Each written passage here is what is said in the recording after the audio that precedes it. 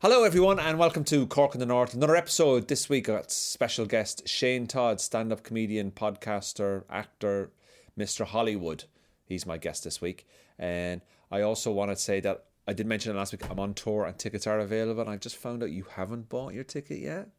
So if you can go on my website, andrewryancomedy.com, I'm coming to Belfast, Dublin, Cork, Newry, Dundalk, London, two in London, Manchester, Oldham, Basingstoke, West London. They're all on www.andrewryancomedy.com. I got a lovely coffee this morning off these amazing ladies over at Scrumptious. So I just want to say they listen to the podcast as well. So I went in and they were like, "Oh, you the guy from the podcast?" I was like, "I don't fucking have the podcast." So I just want to say a big thank you to Stacey and Lindsay over at Scrumptious just off the Falls Road, who gave me a very, very nice coffee this morning. So I appreciate that. Thank you very much, ladies. So yeah, this is the episode with Shane Todd, and buy tickets at andrewryancomedy.com. Thanks. I'm working hard for you guys. I'm working hard for you. Hello everyone, welcome to Cork in the North, episode 23. Thank you very much for liking, sharing, subscribing, clicking play on whatever this is. This week we've got Mr. Holywood. Mr. Holywood is in the studio. We've got Shane Todd. I like it a lot. Mr. Holywood. Yeah. You're not the only... There's plenty of famous people that have come from Hollywood. More famous people. These are the ones that I know that come from Hollywood. Rory.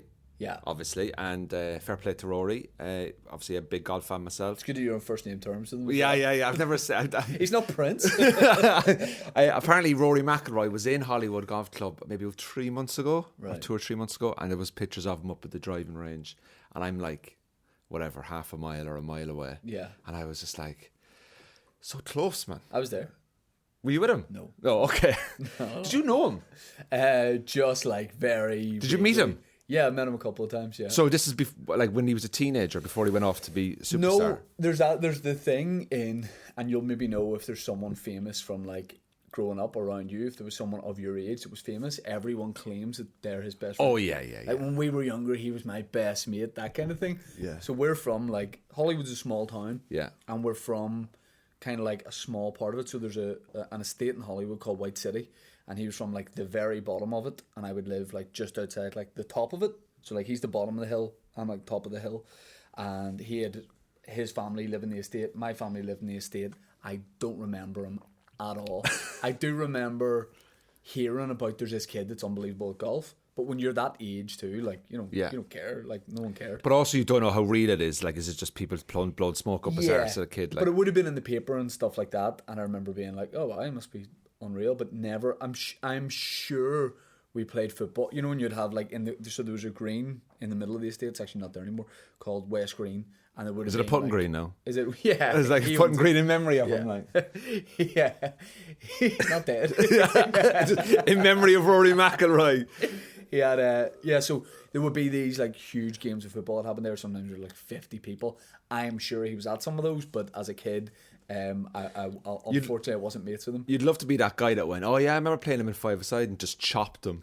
Have played 5-a-side with him since then. Have you? Yeah. So like as adults? Yeah. Right, so how have you met him, in what circumstance? So we did, I think we'd met on, so I used to do, and still do, a character, like comedy character called McGoldrick, and it's this is the guy that goes down to the students. Yes, and you stand there in your suit, and you're like taking the piss out of the what's that area of Belfast called again? Holy Lands. And it's fucking Beirut. It's an exaggeration of people that are from Hollywood, but the other side of Hollywood. Yeah, you know, and I was always talking about McIlroy, so I would always talk about him or Rory and being first name based with him in the video. So there was always anecdotes that were like, oh, me and Rory last night or whatever, we're out in Ollie's. And I was always mentioning him. And then I think it was Christmas, like, I don't know, maybe more than 10 years ago. And he must have been home and we just ran into each other and got chatting away and ended up. You say ran into each other. How do you run into Rory McIlroy? How do you run into him? Were you brought to an event and he was just there? No, he was just in the pub. Oh, right. Yeah, just a genuine... I mean, honestly, and I've said before, like, sometimes the people I've met through doing like comedy or videos, like the more famous and successful they are, the more down to earth they are. Yeah. So I asked, I was all nervous about asking. I hate putting people on the spot, and I was like, look, I'd love to do like a video with you. So I was doing some Mike McGoldrick meets where we would do an interview, and I was like, there's nobody's going to say yes. He doesn't have time. And we shot a video in the Maypole Bar in Hollywood. gave up a few hours of his time, arrived by himself. I was like, he's going to come with a publicist, a manager, just him. You know, like security come like 10 minutes ahead, and we need 2 exits. We need just Yeah, in case yeah, yeah. we need an exit. Well, here. that's Secret Service. That's what I was expecting. And I said to him, but it was just him. And I said, is there anything off limits topic wise? Or he said, it's verbatim. He was like, take the piss out of me as much as you want. And he was deprecating, and he went along with the jokes, and he was brilliant. And met him just a couple of times since. Did you get his mobile? His mobile number? I don't think so. I don't know. Is that long ago? Was that long ago? And how? So and I wouldn't like text or anything. You know. I really want to see that video now. Yeah. I look it up. It's still up. Do you know what the worst thing? Oh, yeah, it is, right? But the worst thing about it is, so I have Crohn's disease, right? And here we go. Here's his NHS Here's his NHS record. Here's my pip. Do you know I'm actually getting tested for Crohn's? Are you? Yeah, I'm going to Cork. How have we gone from Rory McIlroy to Crohn's? But anyway, yeah, I've no gallbladder, right? And I've Weird got flex.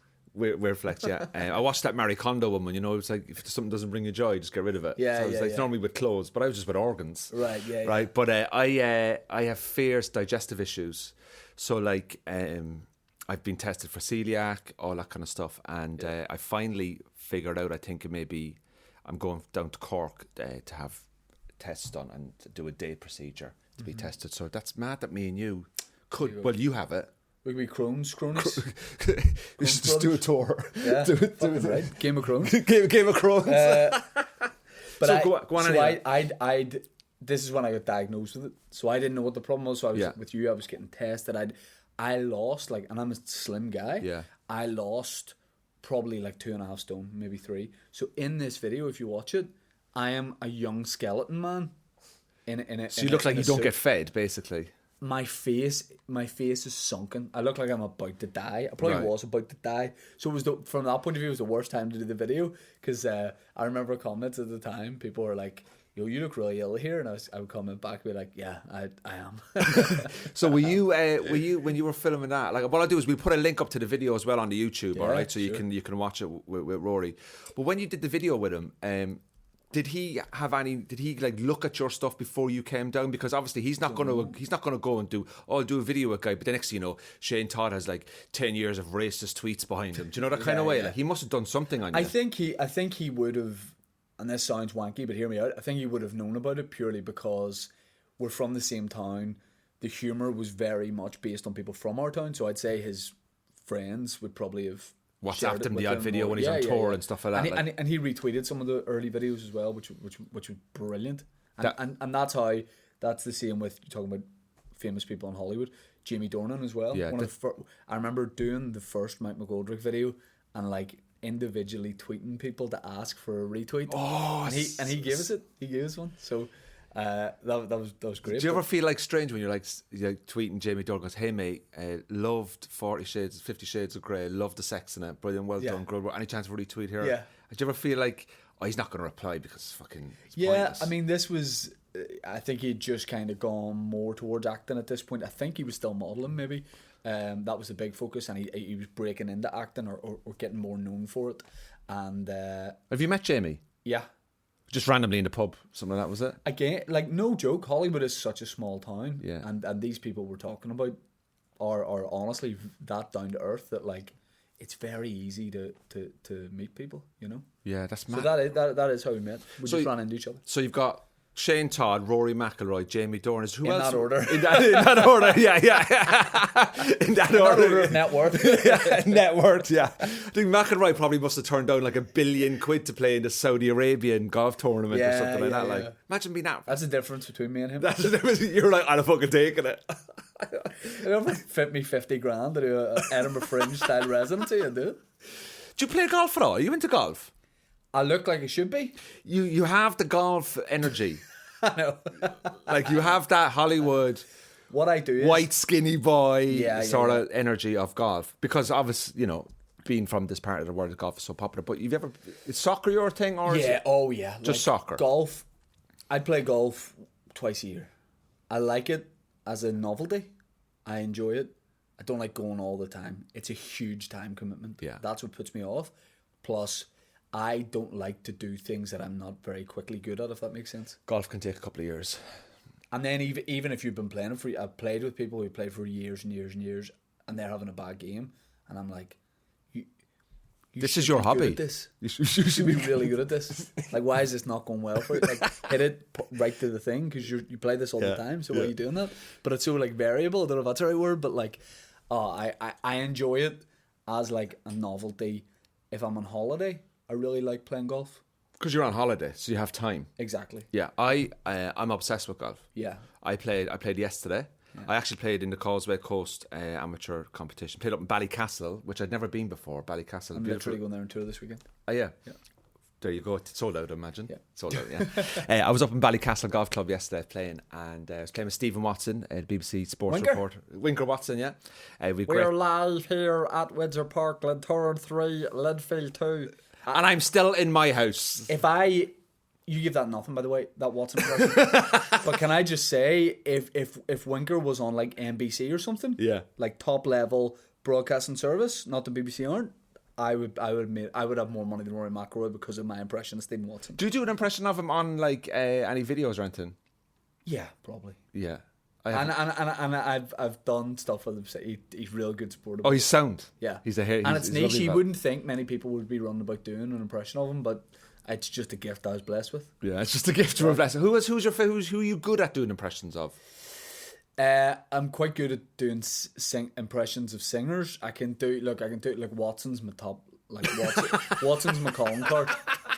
I'm known for my Watson, basically, so... Winker Watson is literally just known in this part of... Do you ever go outside of Northern Ireland at all? Oh, Winker's big outside of here. He's South America. Winker Watson. Yeah, he's massive. I can imagine the Bolivians are fucking loving him. Oh, Winker wouldn't pay for a pint in Peru. Would he not? Get a bag of Coke as well for free, I suppose. I mean, if you drop other people's names from here out there, maybe you would. It was just porridge, wasn't? I was carrying it for a friend. Why was their defence like, oh no, these are just porridge oats? It's like, yeah, why are you going on a 4-day trip with 4 tons of ready brick? Yeah. Do you remember that girl from the north that was caught? It's fully who I'm talking about. Yeah, I know exactly. Right, That's what I'm saying. You remember her? You remember her, obviously. Yeah, right? She's come out since, obviously, and written a book. Oh. No, not come out. It's gay. I don't know anything about her sexual or personal life. Okay, and quite frankly, it's irrelevant. Yeah. Every human being deserves to be what they are. It's true. It's true. But people seem to make money off these tragedy things now that like happen to them. Do you ever kind of wonder, how can I boost my profile?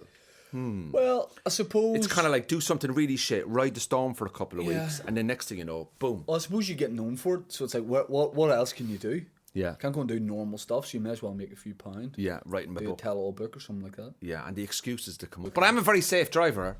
Yeah. You know what I mean? Yeah. I touch wood. I've never been in an accident. I wrote my car off in January, but I've never been in an accident. You always crumble really quick. Never been in an accident. Wrote my car off. 20 car pilot. I wrote my car off in January 2021. Bless you, Sean. In my housing estate on black ice. Oh. I was in second gear going really slow on the ice, and it just got caught. Yeah. And straight into a pole. And was he okay? He was fine, yeah. I thought, he was very nice, yeah. He was a lovely fella. But I ended up getting the car back onto the driveway, and I had to walk down the housing estate with a sweeping brush and a little dustpan and brush to sweep up the glass. Right, that's a nice touch. You did that. A lot of people I did that, right? And because there's like people driving past and just see me sweeping up the stuff. I don't know, my car and the drive is fucking wrecked. Yeah. But the insurance company were just like, we're just going to give you a couple of grand for this. Oh, okay. Because we're not going to fix it because there was damage to the suspension apparently. So, right. So, but no, like it's fine. I think I'm a safe driver. I did an advanced driving course. Have you ever done anything like that? Nah, I don't do anything like that. You don't, because you probably don't need it, do you? You're not trying to get away from anyone. No. Or anything like that. Like, you know what I mean? You're not like fucking like, right, you know, I had to go from third to second, going round the corner, handbrake up. It's funny you think I drive my own car.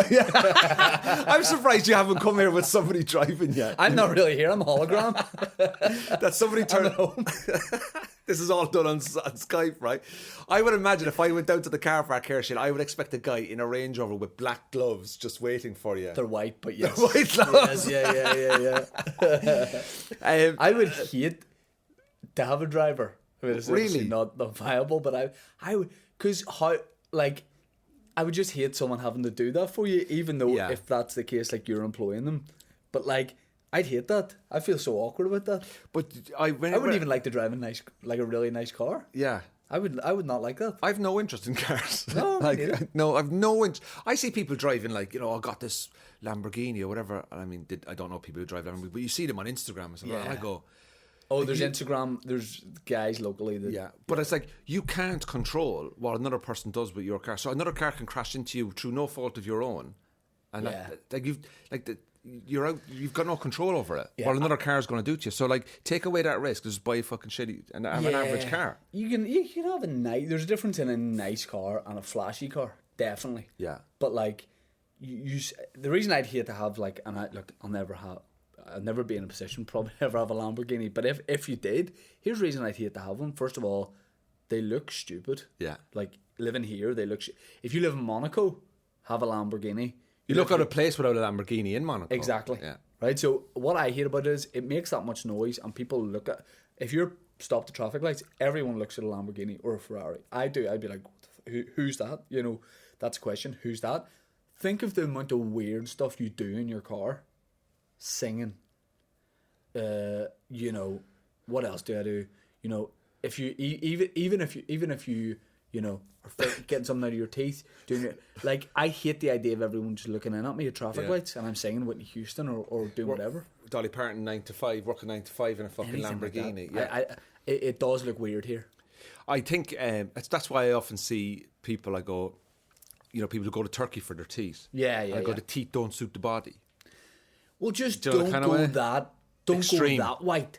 Yeah. If it's like a Dulux colour chart, go like just above the middle. Slightly yellow. Yeah. To look that you drink cups of tea and coffee. Yeah. Yeah. You know what I mean? I don't get that at all. I suppose though it's when you're there, you've had a few fish bowls, because if you're going over to Turkey, you're doubling up. It's a holiday too. Do you ever see the photographs online about the flights back from Turkey? Yeah. There's people at the back, and you just see these bald fellas with like tape around their head and stuff. There's something about it that's very funny to me, that like, especially like the paramilitaries love it.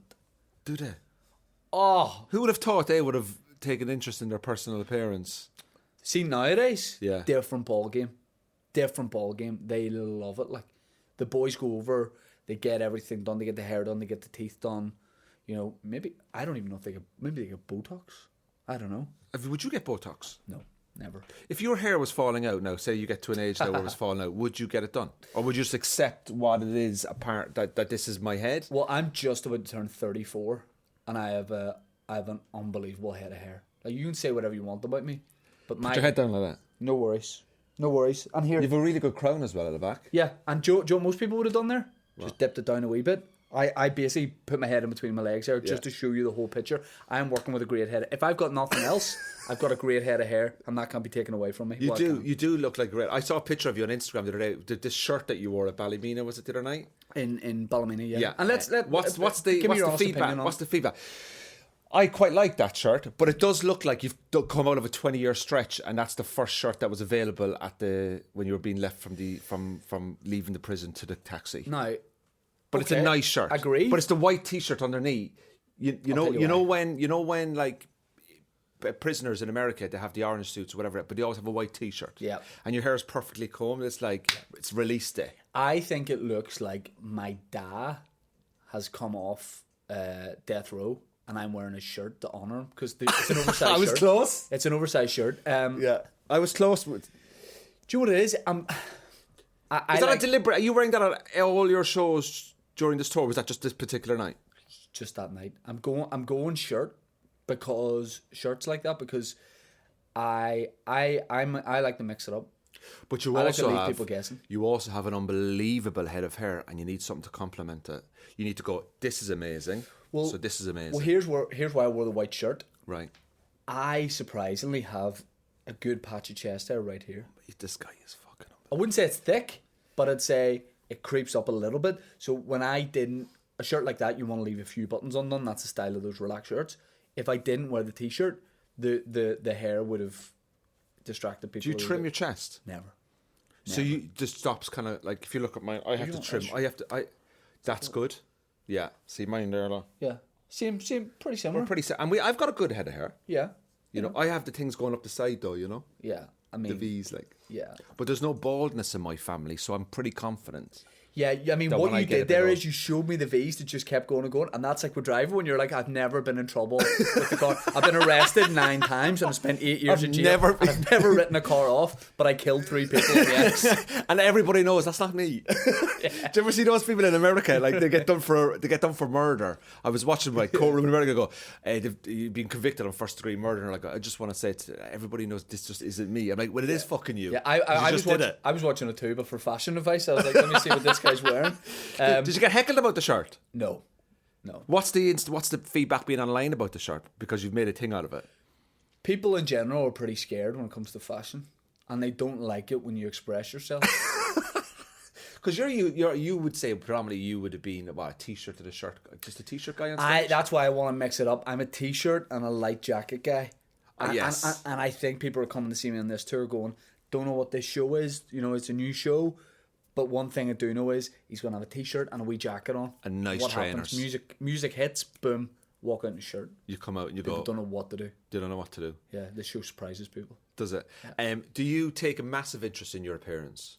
Like, are you a gym bunny? Do you go gym? Do you go running? Yep. Are you like proper into? Yep. Into And all that kind of I'd stuff? love to be like making a joke. I'd be like, no, but like, yeah, and I love it.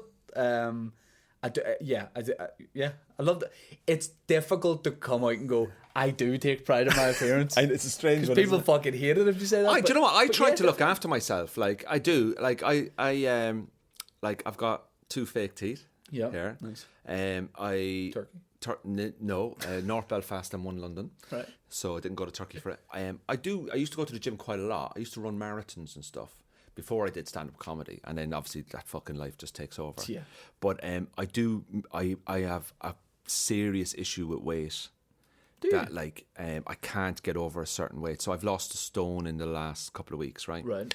And I would get panic attacks about putting on weight. Really? Yeah. Like, is that like, were you bigger when you were a kid or anything like that? when I was 14, I remember one summer I put on weight, and then I wasn't fat or anything like that. But you know, I come from a good, healthy family in terms of like, there's nobody in my family that I would class as being massive or anything like that. But I always like to stay slim. Mm-hmm. And I think it's because it's like a complex that I have. I remember I saw a picture of myself about maybe 6 months ago, and when I got my gallbladder removed, one of the things that happens after your gallbladder is you naturally put on weight because your body isn't processing the fat. It's processing fat very differently. Right. So therefore your cheeks can kind of puff up a bit. Yeah. And I've always been quite thin on the cheeks and stuff like that. And I remember I saw a picture of myself one day, and I got really, really anxious about it. Like, to the point where like there was a time where I'd like put my hands down my throat, like, do you know what I mean? And then I stopped doing that. And I remember I was going to a therapist because my mum had passed away, and I was explaining all this kind of stuff. She was trying to figure out why you have this weight issue, because obviously when you get older, your body slows down and all that. I used to like wake up in the morning and like be like, I can't be like this. I can't be like this. I remember putting on a shirt and the button stretched open. Right. And then I changed my diet, and I kind of learned about this keto diet, and I've been the happiest I've been now in the last couple of weeks because, and I worry that it's going to get worse. I don't know where it's coming from. Do you know what I mean? Yeah. So like I have to stay slim. But there's nothing wrong with being big either. Yeah, but my point is that for me, it's just like, I think it's just something to do. It's probably something to do with your fucking childhood or something. It all goes back to. Maybe, yeah. But also we both are in a job where your appearance is something that people are looking at and judging, and we're on a stage in front of people with lights on us. Exactly. And so you want to give you like the best version of yourself. Across and stuff like that. Yeah. And I think like, do you know what it probably is? I think it's a complex. I think my dad's a bit overweight. Right. You know what I mean? I just don't want to be like him. Do you think so it's basically whatever the opposite? Like, is it like an aging thing where you're like you associate that with like getting older, as in a lot of people get a little bit bigger when they get older, so you're like in your head, like if I'm putting on a few pounds, does it just make you think about like age and that kind of thing? I think I don't like I'm 40. Yeah. So but you don't like you're great for like you don't look 40. I was in Tesco in Belfast recently, and something happened and I was buying something. I was buying booze or one of these Tesco things. I was buying some booze, and you once said, "Are you over 18?" And I was like, "Oh yeah." I said, "How old do you actually think I am?" And she said, 28. Oh yeah. And I went, "You're a fucking legend." And then she looked at me and she went, "How old do you think I am?" And this one was in her 60s, and I was like, "There's no fucking right answer." 12. I was just like 35, and she was like, "No, I'm 52," and I was like, "I've lost this. Like, there was no way I was going to win this, right?" So I definitely like get that. I can be conscious too. Like I think because I am slim, yeah, and I'm on stage. Like I love like working out, love all that kind of stuff, and it's a very personal thing. Like I just, but it's great for the brain. Like, it's so good. But yeah, I definitely get like I think, and I definitely play up to being like really vain and stuff. Yeah. I would be far less vain than you would imagine. Yeah. Like I like to like look good, I like to feel good, all that kind of thing. But there definitely is a thing of, especially with the Crohn's thing, when I lost so much weight, it made me really conscious about my appearance, like for a good while. And even now, when I look at myself, if I look at myself in the mirror, you catch me like looking at myself, fixing my hair, it's not really it's not as much an appreciation as it is is this okay? You know what I mean? Yeah. Like it's not who the fuck's this guy? It's more like, let me just make sure I look like okay. Yeah. You know, like okay. So when you got the Crohn's, did it scare you? Yeah, until kind of, but I'm like quite. It's quite common though, isn't it? Like, yeah, and I'm pretty like laid back as a guy. Yeah. So I'm very much, what can I control and what can't I? Yeah. And if it's something, if they tell me I have it, then it's like, well, all right, then I do. So let me just make it as good as I can. So I spent a long time like looking at my diet, lifestyle, all that kind of stuff. A lot of like, what would you say? Like not research, but I would do a lot of like testing food just personally. You didn't speak to a nutritionist or anything? Not really, just a little bit. But I just figured out I was like, I'll eat this for a while. If it makes me feel bad, I'll stop eating it. And then I'll eat that, and if I feel good, then I'll keep eating that. So I now have a very I'm a nightmare. If we're doing a gig and we go for dinner, I'm a melt. I'll be like, can I have this? But tell the chef he's gonna have to do some work on. You know what I mean? The chef was earning his money today. Yeah, I can imagine. Like, I was eating food yesterday. And I was like, can I get the burger, please? Yeah, I don't want the bread. And she was like, okay. And I said, yeah, but instead of the bread, can you just chuck in like an extra tomato on top of it? And she was like, do you want the cheese? And I went, no. Can you put onions on instead of the cheese? And she was like, so you don't? Because it's my makeshift burger, right? Like, right. Are you one of those guys that goes in and asks, instead of the chips, can I get sweet potato fries? You know, you always looking for the bargaining of the swap. Yeah, kinda. So like, I remember going to a place and I wasn't eating bread at the time, right? So it was like, say you're getting like fucking poached eggs on sourdough bread. Yeah. And you go, is there any chance I can have the poached eggs on sourdough bread, but with no sourdough? And instead of the sourdough, can you give me some halloumi cheese? So I want the poached eggs. That's not a fair swap. From their point of view, you're getting a far better deal out of that. Exactly. Because halloumi's expensive. Well, the way I look at it is that like the sourdough bread's quite long. Right, it's quite a long one. Taking a 2010 Peugeot to your car dealer and go, I can't really drive this anymore. Give me that Lamborghini. I think asking for sourdough bread to be taken out and halloumi cheese to be put in and the poached eggs on a bed of halloumi cheese. In my opinion, I think they should listen to the customer, and that to me is a fair swap. It's not, because what happens is I always make sure like when the bill comes over, if I see extra halloumi, I'm like, give me that fucking bread. I'm taking the bread home. I'll give you an example of how awkward I can be. But to me, this is just the lifestyle I've chosen. Right. I've chosen to be as healthy as I can. Yeah. So we were doing Galway Comedy Festival about 4 years ago. I was there with you. Okay. We weren't in the same gig, but we were there. Yeah. I was out for dinner with Colin and Mickey. We went to a burger spot. And they ordered, and I said, and most places do. I said, do you have any gluten-free burger buns? And the girl said, no, we don't. And I said, I'll take a burger without the bun and chips and a drink. And Mickey and Colin ordered. And I said, if mine comes at the same time as yours, take it over to the table. Because you go up, you grab it from the counter and sit down. I said, I'll be back 5 minutes. And they were like, where are you going? I said, I got to get a bap. So I don't have any BAP contacts in Galway. Like I don't have any bread guys running about Galway. I do in Belfast. Like if you need bread in Belfast, give me a shout. So they were like, "What are you doing?" And in their heads, and we still always talk about this, they're like, just fucking sit down. Just sit down. And I'm going, I'm willing, though, to go and source a BAP. A gluten-free BAP. And then I can eat this burger the way a burger should be eaten, yeah. Now, it shouldn't be eaten. I'm like, that gluten-free bread isn't the way a bread should be, because it tastes like shit. Yeah. But I was like, I'm willing to do, I'm not making you do this, but I'm going on an adventure to get bread. So I start like going to different food places, and I see a place that looks quite hipster. That's my straight aim. in. I go in. Now, here's where I go overboard. I create a backstory I don't need to. I go up to the counter. I said, listen, excuse me. I said, I'm staying across the road in an Airbnb. That's already way too much. And I wasn't, right? I said, me and my mates are just, we're having some food here, but I can't find any shops that do gluten-free burger buns.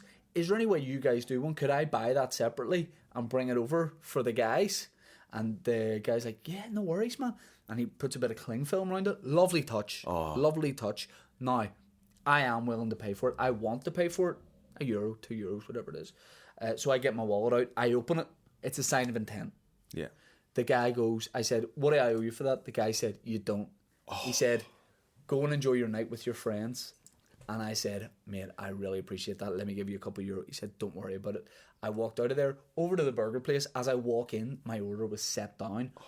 Get the cling film off, burger in the bun, eat it. Now, Colin and Mickey are looking at me like I'm an alien. Yeah. They're like, why are you doing this? And I was like, I didn't have to go too much out of my way there. Yeah. And now I've got the same experience as you guys. Yeah, it's amazing. Do you know what would be amazing there? That is what I love about the Southern Irish, Shane. What I love about the Southern Irish is that you went in with a problem, they fixed it and went, no charge. No charge. And that's that part of the world there, yeah. now. Yeah. Now, here's the thing. Also, I wouldn't have expected a charge. Yeah. But I like that he was like, go and enjoy, you know. But even if he had said, oh, that's €1, I would have said no. I'd have been happy to pay because, you know, he probably wasn't the boss. Yeah. So he might have He was putting himself in a dangerous position.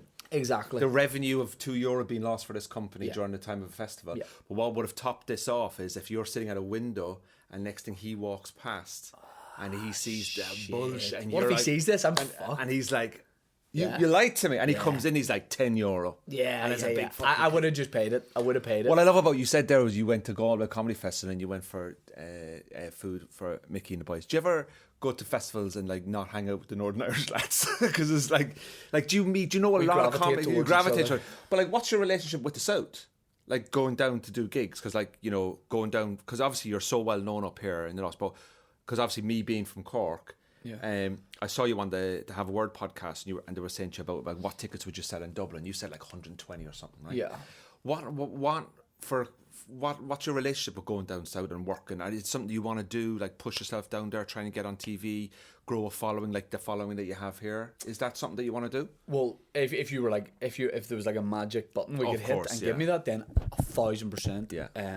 I actually, when I started doing stand up, when I passed my driving test, my plan was to do Dublin as much as I would do Belfast, and at that time the scene here wasn't cooking as much, and Dublin was comedy 7 nights a week. Yeah. It was pumping, and because I went down quite a lot, like me and Mickey and whoever, we'd jump in my Corsa and 5 of us would go down to Dublin and we try and do all these spots, and I loved that. Like that was such a novelty for it, and we saw Dublin as like a bit of a comedy mecca. You know, the International was really pumping. Yeah. There was all these gigs, the Halfpenny, all these gigs were brilliant. And then I suppose I ended up just naturally focusing more on here and still going down to do festival. Like I've done most of the festivals. But it just felt like spinning plates a bit. If I had really focused down there as much as here, I would have maybe spread myself too thin. And I like the way I do it now. Like I love sort of dipping down there to do like a tour show or a festival again. I would love to do more down there, and I think my stand up is like I actually probably in more recent times have focused way more in America than London, than Dublin, than anywhere else, just because that's the stand up that I really like. Yeah. And it's so handy to get over there. Do you feel like and even visa. like nowadays, because like how many nights you doing at the opera? How many nights you doing? You do 9 nights. Yeah. That must be a record for a comic here, is it? Maybe I don't look into anything Don't know like that. Okay, we'll check it out, will we? I think you can get caught up in Stuff the like stats. that. But I think that's phenomenal for someone from this part of the world. And then, you know, like you go down 2 hours down the road. Yeah. And the difference in that. Yeah. And like when you talk about spreading yourself too thin, I think I am guilty of that. Like in myself, right? Like I'll go to England nearly every week to do gigs purely because I get such a buzz out of it. Yeah. But I know that if I probably said to myself, right, concentrate on just the island of Ireland. Yeah. And only go to England maybe once every 2 months just to kind of branch out a bit, have different change of scenery, all that might benefit me. But what I like about what you're doing and stuff like that is that like you're just a bit like, no, fuck it, I'm gonna go to Canada, I'm gonna go to Toronto, or as you know, a couple of weeks ago. Is America the kind of thing where it's like, I'm going to give this like 3 months of the year focus, and then 9 months back here, 3 months, and then try and gradually balance it out? Yeah. Is that like, would you move there? No. I work more on like, I try and be as like premeditated with like a plan as much as possible to an extent. But I mean, I just go off like feeling. I'm very like, I was going to say I'm impulsive. I'm actually not.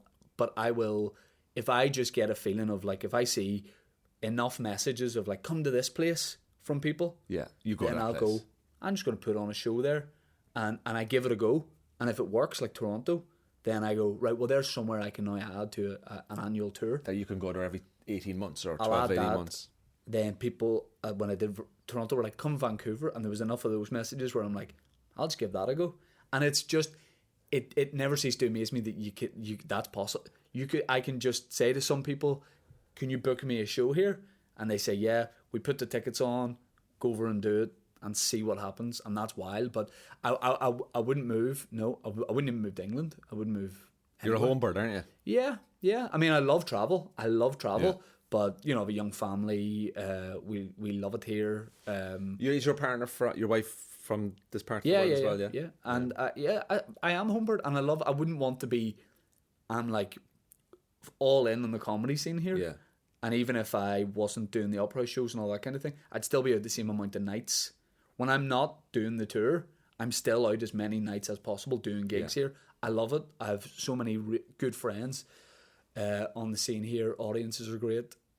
But America is something I definitely want to build up. And I wouldn't even say like I'll be there 3 months a year.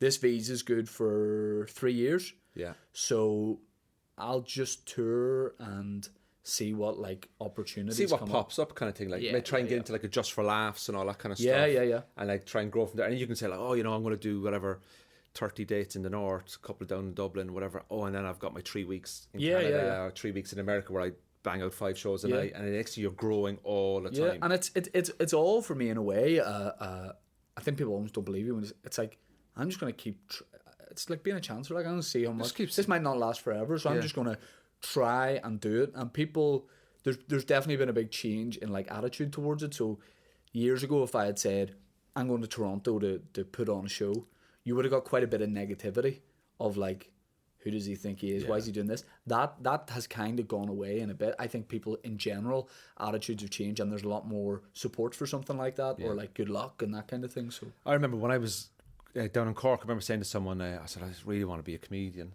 and their actually was like, fucking, do you think you're funny, like? And I was like, it was at the back of my head, I was like going, yeah, I think so. Yeah. But now, you know, when I kind of like had to go away to do it because there's no scene down in Cork, right? You know, like, I mean, there's gigs and stuff like that, but there's nowhere to really develop, like, you know what I mean, where you can work every night of the week. It's like if you're in London and you can go out and die in your hole and no one knows who you are. It's like, this is great, there's no cousins in. Because fucking cousins are in, you know, it's gone around the family. And then you kind of come back and you're like, well, it's working out now. Attitudes change then, don't they? Yeah, massively. And I think like up here as well, they're so supportive up here.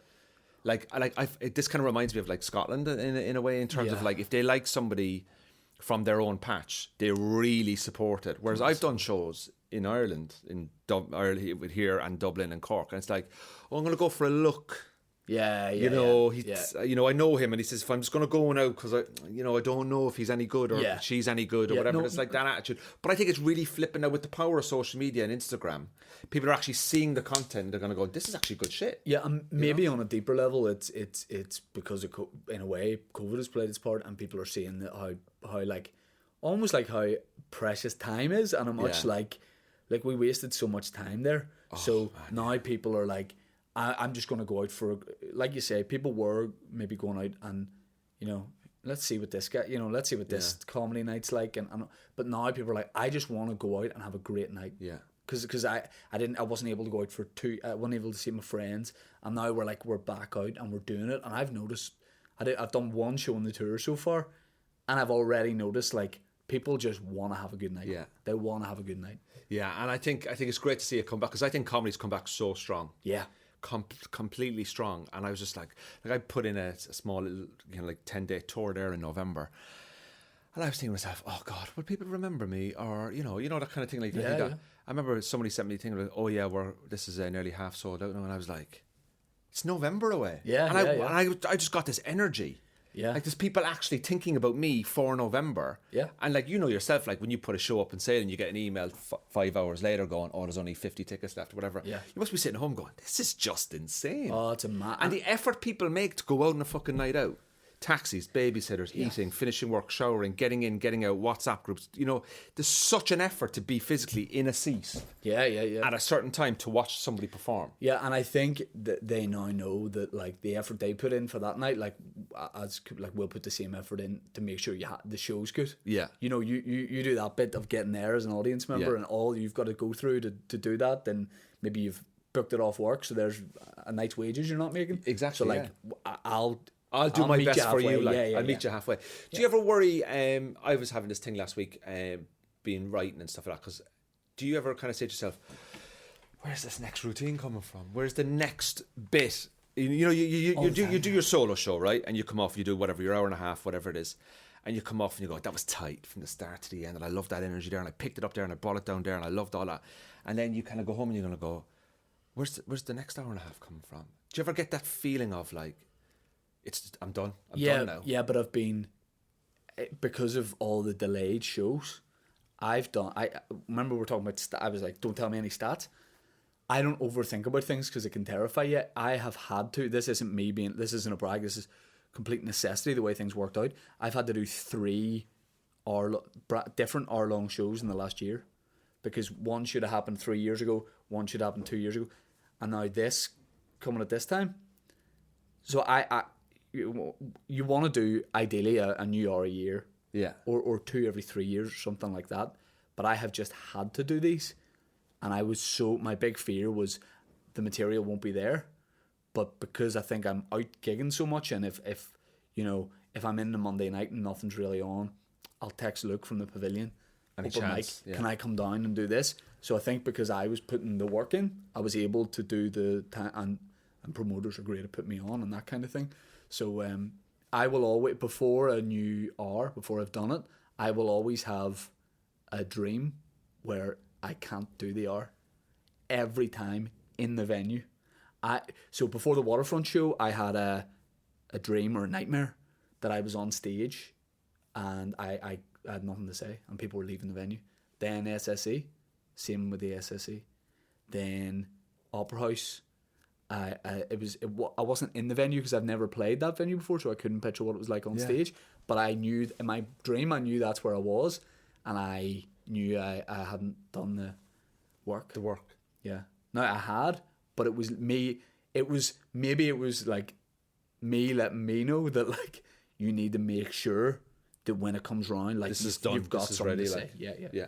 Because I'm building up my show now at the moment, and I remember like, I was sitting down looking at it there the other day, and I was going, right, I've got this 15 minutes on living in Belfast, right? And then I'm saying to myself, right, coming in from a different angle, Southern Irish, blah, blah, blah, blah, blah. And then I just said to myself, that's not going to work in England. Yeah. Do you know what I mean? Yeah. That's not going to work in England. And then you're like, that's okay, I'll take that out, and I'll put in this, because I've got all this stuff, and, I've got plenty of material and all that. And then you're saying to yourself, yeah, but maybe that's maybe 2021 stuff or 2020 stuff. Do you know what I mean? And Yeah. next thing you kind of like panic a little bit and you say, is this even up to date? You can put too many shackles on yourself, Yeah. definitely. Like I wanted this show, I was going, I'm going to have nothing about the pandemic. I'm not going to mention the word COVID. It's not about that. And then when I looked at the material, I was like, I have two bits now about how it's so much better now and how weird this thing a couple of years ago was. So I was like, I could stick to that rule of not mention it, or I could mention it very briefly to allow me to do what I think is a real good bit of material. Because you just be kind of a bit like, oh, me and my wife were doing this. Like, because remember back in the pandemic, you couldn't do it. Yeah. But you just chuck it in. That's the segue in, isn't it? Like, Exactly. We all do that though. And I think the worst time to talk about the pandemic was just after it. Like just after it, when things opened up again. And now we can talk about it because now we're not. Remember, we were still as an audience probably in that thing of comedian mentions pandemic. You're like, how close is this person beside me sitting? That to me is gone now. I don't think people care about that. I saw a comic recently in London that went on. Do you remember the Credit Crunch? And I was like, are you fucking serious? Yeah. I was like, that's 2007. Yeah, like, what the fuck? Yeah. Like, if he had done that gig in Hollywood, people wouldn't even get the reference. People wouldn't even get the Credit Crunch. No. Our house has gone up in value. Like, I just found out, it's like, I'd say in 2030, he's going to be doing COVID shit. I know. You know what I mean? He's going to be doing COVID shit. I have a bit of material that and it's not top. It was never top. It's about the birth of my son, and I really struggle to let it go. I've seen that bit. It's a great bit. I thank you. I can't not do it. So I've been put forward for some stuff, but like not like I've not been scouted to do it. Yeah. It's like anyone can. In America, some TV stuff, and it's like a 4.5 minute set, and my agent's like, "What would you want to do?" And I'm like, "I wish I could say something different," but then I know I've done that material a lot here in recent times because if I'm doing like say these Kevin Hart shows, that's the material I do because I know it works and I know it's probably my tightest bit. But out there, I'm like, shit, should I do something different? And then the other part of me is like, no one in America goes, here's Todd doing the big baby bit again. Like, they don't know me at all. Somebody so, like, in Michigan's like, oh, bloody hell, like, you know what I mean? Like, we get it, mate. Shane Todd. Your son's 17 now. Thing is, I think as comics, we can overthink what people want and expect. Yeah. And I think actually the audience just want to have a good time. I remember funny stories. I had a bit many years ago and I did quite well online. And when I started to learn about how to be better online, I used to think, oh, that's gone around now. That's done whatever, 500,000. I'll drop it. And then I was doing a show one night and something happened. I thought, and there was perfect angle for this bit that got like 500,000. And I was like, this is getting a better reaction than before. And I was like, you can still do it. It's fine. Because these 500,000 people could be in fucking Greenland or Norway or Australia. And people want to see that material live as well. Yeah, even if some people have seen it, they want to see it again. I think when you're doing a tour show, an hour, it's got to be a new hour every year. That's just what I think, because the same people hopefully will come back and see you. So I don't want... Every tour is a brand new set. Yeah. But when you're doing the comedy club, sometimes it's fun to throw in an old bit for you too, because you're like, remember this? And you get excited about doing it. Yeah. And you might find if you leave something for 6 months, you might find a new angle to come in at it. You might keep the same jokes, but you'll have big add-ons and tag it on. That big baby bit I did in my last show, which was called Chancer, and it was maybe a 5-minute bit, but I've added so much to it now that I wish I was doing that show again, because I was like, it got a great reaction on tour, but it's so much better now. Yeah. Just because I've done it a lot and I'm adding bits to it, and the bits that I'm adding are funnier now. I have this great ending for it. Yeah. So you could always work on a bit. So there's people that do the same material. I don't like it, but there is something to be said for it because they hone it so much, whereas you're probably same as me, like we like doing new stuff. I like to throw in new stuff and I like to get rid of stuff. Yeah. But to the problem where you sometimes think to yourself, oh, I need to develop the stuff better. Because I go, right, I've done this bit and I'm getting rid of it now. And I go, but maybe that could have had another shelf life for a year. Yeah, yeah. And then it's a bit like, no, I want to turn over stuff. Because I see comics who are like in their 50s and 60s and I go, I'm not that going to be that. Yeah, yeah. Like, you want to be like, oh, I don't mind repeating stuff in clubs, when you're doing clubs and stuff like that. But if I go to like the Empire or Lavery's or something like that, I always say like, listen, like there's some stuff coming out in my mouth now and I just don't know. Yeah, yeah, like, yeah. And they're like, just go for it. That's what they kind of want it to be. Yeah. Obviously, like it's like a shit sandwich, isn't it? Good, but it excites me to, like, I had this routine that I'm writing at the moment. It's about my brother coming up to East Belfast for the first time from Cork, doesn't really know the lie of the land. And I play a practical joke with him and say, listen, when you come into the estate, you need to put the wheelie bins over the registration of the car. Because if there's a Southern Irish registration in the estate where I live in, I'm not going to lie, but you need to really not let on. And don't wear anything green, like all this kind of stuff. And then the bit is like, he sends a WhatsApp picture with the bins hiding the registration. And I'm like, it's a fucking joke, mate. His green eyes, you're like, wear contacts. He's just standing there blocking the Irish reg with the Irish flag just next to it. Like, but my point was like, I love creating that bit now. And then I do that and I go, I get so excited about it. And then I find the next bit. And I actually think maybe I need to spend a bit more time on that, making that a little bit better and into a bigger thing. And I love putting... You're always fighting with yourself. Yeah, there's a dilemma in putting clips out too. Of like, I love putting clips out if it's something spontaneous. I'm never going to do it again. Put only banter out. But I've got a bit at the minute that's topical. But I'm doing it on the tour. And I want to put it out as a clip. He's still doing that credit crunch topical stuff. Yeah, it's all about the credit crunch. It's actually about the Chilean miners. And it's actually about Rebecca Lewis and David Beckham. So I mean, I'm like, do I take it out of the tour and just put the clip up or not? But I think I'll keep it in the tour because I like doing it. Well, put it in straight after. Like. Yeah. As soon as that'll be fuel for you for the TikTok next tour. won't be an app by the time the tour's over. Yeah, TikTok will be gone and fucking something else will have come in about a year time. Like, to do it, you know what I mean? So you still have some tickets available for your shows in Belfast, don't you? In the opera, because I know you've 2 extra nights that are left to be. Yeah, there's basically 2 shows still with some tickets left. One or both are matinee shows. Yeah. Which before this tour I'd never entertained, and then my manager was like, think about it from an audience point of view. These are like, I think they're maybe 2 o'clock or 4 o'clock. I'll be honest, I have no idea what time they're at. Fuck, imagine 2 o'clock matinee. But imagine you come up to Belfast, right? You get the train up, go to a 2 o'clock show. Then you're on the piss after. Oh, Jesus. Then you go for a nice dinner after. You go out, you have your night out. Because if you come to the evening shows, you know, you've got a train to catch, a bus to catch back to wherever you live. The matinee might be the way to go. I might just be a full matinee guy from now on. You did the 5 o'clock comic. Yeah.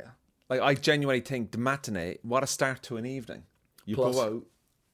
Exactly. It's the way to go, I think. Plus, one thing that could ruin it is if there was daylight coming in and you're like, everyone's like, this is just the day. But the Opera House... They actually have curtains and shit like that, don't they? It's a proper building. A guy's bringing a curtain. The guy's bringing... Paddy McDonald's bringing a curtain. Yeah, on there. Exactly, yeah. Shane, it's really nice to have you on the Cork in the North podcast. No, thanks for having me. Have you been to Cork? Yeah. Well, where have you been on holiday? Can I tell you a quick story? Yeah. I was doing a gig in Cork. Can't remember the venue. City limits? No, in the city? No, another one. Maybe it was. Right in the city. Good money, right? There was good money in it. Come down, do a spot. There was. Is it a club? Yeah. City limits? Could be. Yeah. Let's just go with that if it's easier. Yeah. But I can't remember. Anyway, guys like, come down, couple of €100. I'd never been down to Cork, so I was chuffed. I was like, yes, let's go. So it's like 4.5 hours down, whatever. And near Kildare Village, just before Kildare Village, get stuck in roadworks. Now, I like a wee cup of tea as I'm driving, so I've had a couple of cups of tea on the way down, a few service stops. At these roadworks, I need to piss so bad, but there's no garages coming, and we're not moving. So I'm like, I could get out of the car. We're on the motorway. Yeah. I could go piss in a bush. What if the cars start to move? What if the guards arrest me? Fuck's sake, I don't know what to do. So I'm panicking. So eventually I see a Lidl, and this is like I've timed it, so I'm going to arrive in Cork and I'm going to do the gig straight away. So I see a Lidl. I go into it. Excuse me, do you have any customer toilets? No. Shit, what do? Get my Starbucks cup. Oh, mate. Take the top off. Go to the corner of the Lidl car park. Broad daylight, a lot of people around. I was like, here's what I'm going to do. I'm just going to piss into this cup. Easy, easy, no problem at all. Now, it was this small Starbucks cup, venti or whatever it is. So I start pissing into it. I'm like, oh no, I'm a pervert. I'm going to get it. Maybe I'm flashing away. I don't know what I'm doing. So I start pissing in it. But I misunderestimate the strength of my jet. And it starts coming back to me. Splashing up. It's splashing up onto my jeans and my t-shirt a bit. So I pissed a bit in it. But I'm filling the cup. So what I do is, I know, I'm going to stop, throw it out the window and get back to it. But I think I have more control over my piss than I do. So I stop, piss out the window. But as my hand's out the window, the jet's back on. I have essentially pissed all over myself in a little car park in Kildare. So I was like, maybe this will be fine. But it's not. And it's in my head. I was like, I can't go on the first time I gigged in Cork with pissy jeans. So I know I'll stop at Kildare Village. Now, the piss is not dry by the time I get to Kildare Village, but luckily I have a big long coat in the car, big pervert's coat. So I put that all the way up. I walk into Kildare Village. I'm like, I'm going to buy the cheapest pair of jeans I can. I don't understand Kildare Village, and I don't understand it's a playground for billionaires, because I find the cheapest jeans I can, which are in the diesel shop, and they're €95. Yeah. So I have to, and that's an outlet. That's an outlet. Discounted area. That's 20% off or whatever. So I have to go into the toilets in Kildare Village, put on these jeans, and then I also saw a wee pair of shoes I liked. So I was like, I'll get them too, I'll put them on. Get down to Cork. I'm like, I'll laugh about this later. Get down there, walk straight from the car, almost on the stage, 2 minutes to go. As I walk into the venue, don't have time to think about anything. Guys like, Shane Todd, I go on.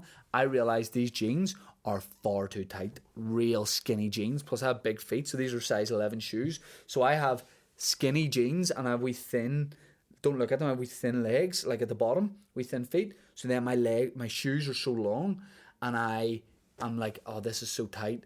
And then I've got to drive home, and I'm thinking about it the whole way through the gig. I'm like, I pissed myself an hour ago, and I ate shit at the gig, and I just had to drive home in these like far too tight diesel jeans with my pissy jeans in the back, and it was one of the worst gig experiences of my life. But did you do well at the gig? No.